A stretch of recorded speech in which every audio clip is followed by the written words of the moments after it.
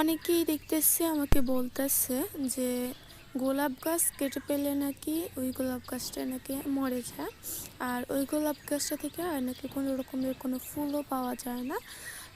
এটা একজন আমাকে বলছিল আর কি। তো আমার এই গোলাপ ফুলের গাছটা কদিন আগে আমি কেটে দিয়েছিলাম, আর এখন দেখো মাশাআল্লাহ করে প্রচুর ডাল বের হয়েছে, আর অনেকটাই জোপালো হয়েছে, আর সাথে প্রচুর ফুল এসেছে।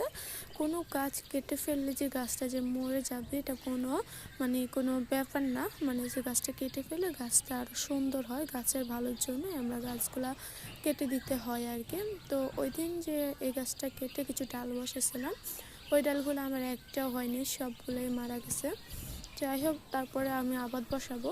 আর দেখো এদিকে আমার গাছটা মাশাআল্লাহ অনেকটাই জোপালো হয়েছে, আর অনেক সুন্দর সুন্দর অনেকগুলো ফুল হয়েছে।